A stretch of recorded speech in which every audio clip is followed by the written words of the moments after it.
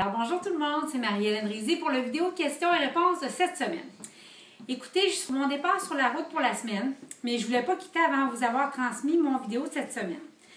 Alors j'ai reçu beaucoup de questions, puis plusieurs ont retenu concernant les alliances stratégiques, que c'était plus important la grosseur de la liste, puis sont restés, vous êtes presque tous restés focusés sur cette histoire-là de grosseur de liste. En fait, ce que je voulais vous parler concernant les alliances stratégiques, c'est que je voulais vous inviter, moi, à viser plus haut que de prendre quelqu'un qui a les mêmes 3 personnes. Au début, on a tellement peu de monde. Les mêmes quelques personnes sur notre liste.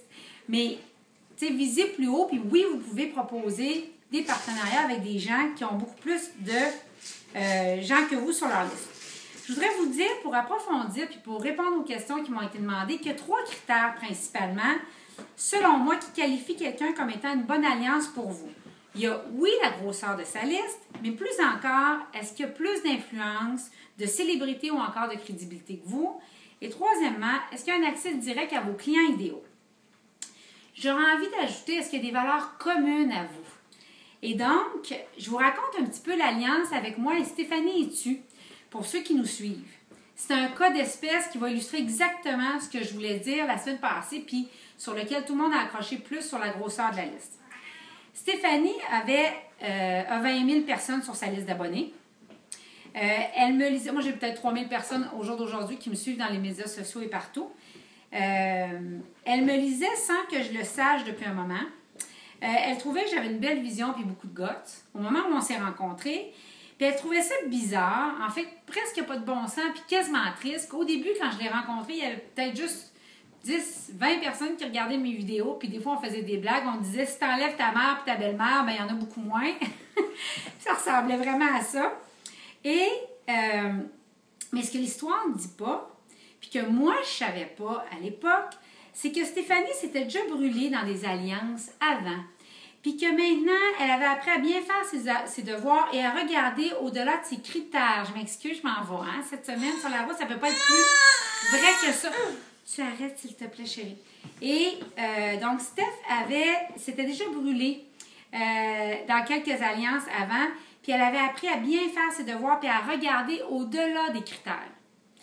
Puis plutôt qu'au-delà immédiat. Puis vous allez en rencontrer d'autres sur le terrain comme ça qui, oui, vont en fait des alliances avec des gens qui ont des grosses listes, mais qui vont réaliser qu'il y avait d'autres choses qui ne passaient pas. Alors oui, il y a des listes importantes, mais oui, il y a plus, il y a des valeurs communes, il y a une vision commune, il y a des espèces d'atomes crochus. Et donc, elle entrevoyait mon succès, elle touchait à ma droiture, puis elle sentait que je voulais réellement redonner. Puis c'est ça qui est important. C'est vraiment ça. Alors, 2 derniers points que je veux vous dire sur le sujet des alliances stratégiques, c'est que soit vous êtes tourné vers vous en vous disant « je suis qui moi pour aider, j'ai pas grand-chose de spécial à offrir, c'est tellement ordinaire qui je viens de commencer ou je suis pas célèbre encore », soit que vous êtes tourné vers vous, ou soit que vous êtes orienté vers les autres, vers une approche de service. Comment je pourrais aider vos clients ou tes clients?